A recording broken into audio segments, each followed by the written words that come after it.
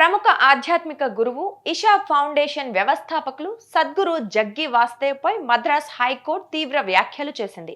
Retired professor కుమార్తెల case విషయంలో జగ్గి వాసుదేవ్ పై serious అయింది.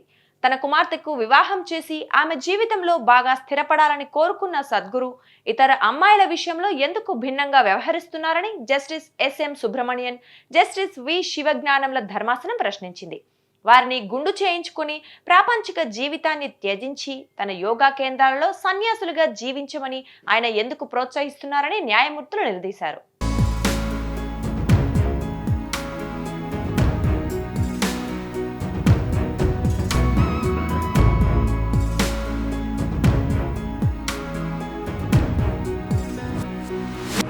కోయంబత్తూర్కు చెందిన Tamil Nadu agricultural university retired professor S Kamaraj దాఖలు చేసిన హెబియస్ కార్పస్ పిటిషన్పై విచారణ సందర్భంగా ధర్మాసనం ఈ వ్యాఖ్యలు చేసింది.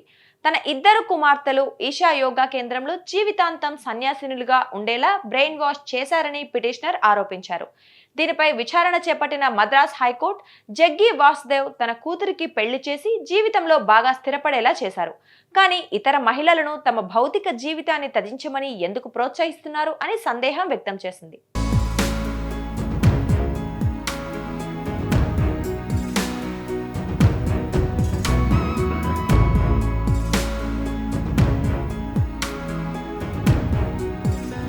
ఇషా యోగా కేంద్రంలో శాశ్వతంగా ఉండిపోయేలా తన కుమార్తెలకు బ్రెయిన్ వాష్ చేశారని, తన పిల్లలను కలవటానికి కూడా అనుమతించలేదని పిటిషనర్ కోర్టుకు తెలిపారు. ఇదే సమయంలో ఆయన ఇషా ఫౌండేషన్ పై పెండింగ్ లో ఉన్న అనేక క్రిమినల్, లైంగిక వేధింపులు, దుష్ప్రవర్తన ఆరోపణలు కూడా కోర్టు దృష్టికి తీసుకొచ్చారు. ఈ కేసుకు సంబంధించి కోర్టుకు హాజరైన ఆ ఇద్దరు మహిళలు తాము ఇష్టపూర్వకంగానే అక్కడ ఉన్నామని, ఎవరూ తమను బలవంతం చేయటం లేదని చెప్పారు. ఈ క్రమంలో వారిని తమ ఛాంబర్లోకి పిలిపించి మాట్లాడాలని న్యాయమూర్తులు నిర్ణయించుకున్నారు.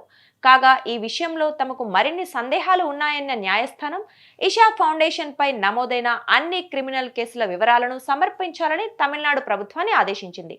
అనంతరం విచారణను అక్టోబర్ 4కి వాయిదా వేసింది.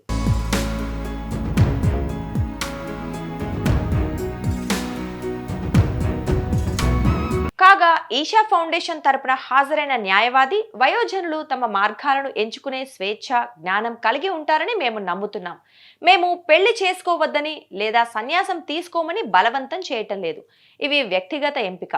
బ్రహ్మచార్య లేదా సన్యాసాన్ని స్వీకరించిన కొద్ది మందితో పాటు సన్యాసులు కాని వేల మందికి ఈషా యోగా సెంటర్ వసతి కల్పిస్తోంది అని ఆయన చెప్పారు.